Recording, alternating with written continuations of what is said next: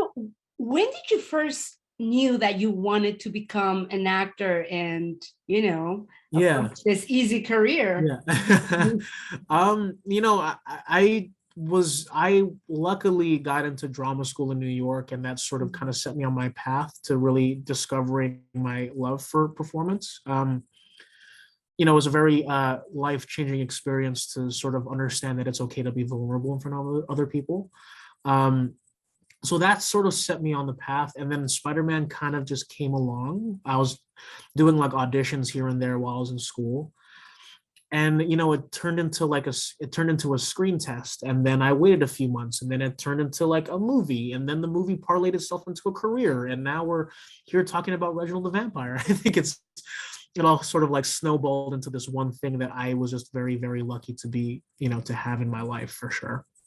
Do you think the traits in Spider-Man, or the way Yeah. you could demonstrate the way you could act, help you Yeah. with Reginald the Vampire? In which ways do you think? Yes, for sure. With Spider-Man, it was like my first sort of like dip into the industry, in that I didn't really know how to operate, like not just as an actor, but like as a business entity. So like I think, that dichotomy was a lot for me to take in at first. But with Reginald now, I'm pretty much settled in my career and my life, and that when I think about work, I only think about performance, and that's a very liberating thing, because it gave me more space to grow as an actor and a creative in that sense, for sure.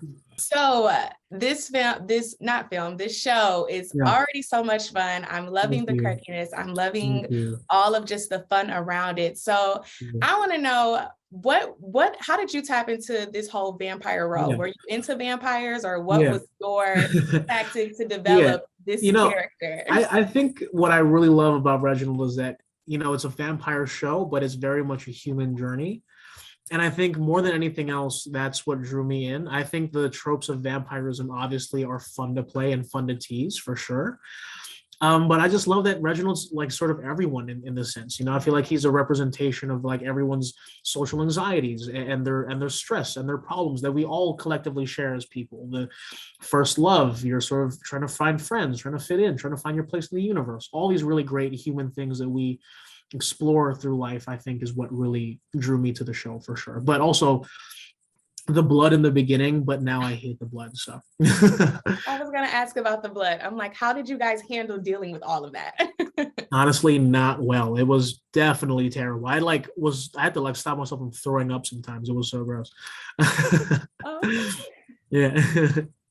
Like you were saying earlier, you're talking about representation. You and the characters that you've played have had such an impact on audiences, specifically the Asian American community. What has it meant to you as a Filipino American to be a lead of a series like this? And how do you hope this project will open doors for future generations?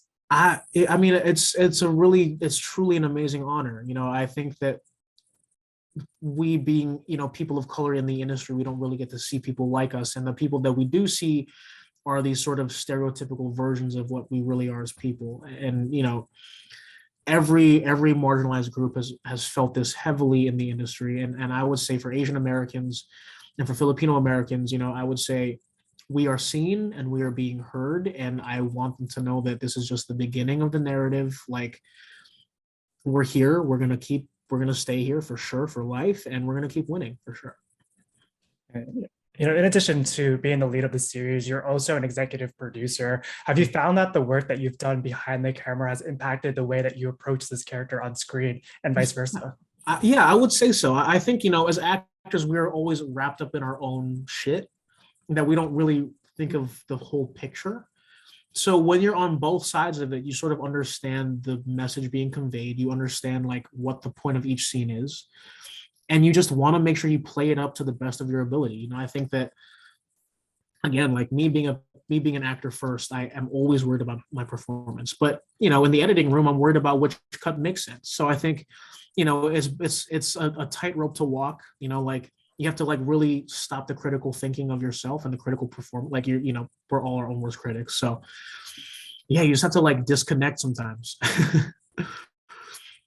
Tyra, do you have another question? Yeah, I do. So I want to kind of just talk about like set life. Like, what was it like working with everyone on set? You guys had a lot of fun scenes, a lot of, the prepping to become a vampire, the bullying scenes at the slushy shack. Yeah, like, absolutely. just what was it like working with everyone? I mean, everyone first and foremost was amazing. The cast, the crew, I would say that it was a really good bunch of people, and I really hope we all come back for the same thing next season. But obviously working during a pandemic, obviously like that, you understand that we're very privileged to be making something while the world's on fire, and you want to like respect that. And we had things in place to make sure that we wouldn't get too crazy. You know what I mean? Like I think that we took our jobs very seriously, and we wanted to make sure that we were not taking it for granted. But that being said, it was like the best environment to be in a time like that. I feel like when you're in a pandemic, you try to find people to cling on to and to hang on to and hang out with, because that's all you have. And because of that, we grew such a great chemistry. Everyone at work just loved being there. People were genuinely looking forward to work, which is something that doesn't sound right, but they absolutely loved it for sure. Yes, it was such a fun set. So of course, I can only imagine the fun you guys had. Absolutely. Now it's all basically your character Reggie. He he's sad, he's not really feeling his life, he wants happiness, and he wants a refund on life. So my question for you is, if you had a chance to have a refund on life, would you stick to this life, or what is something that Jacob would want to be in another life?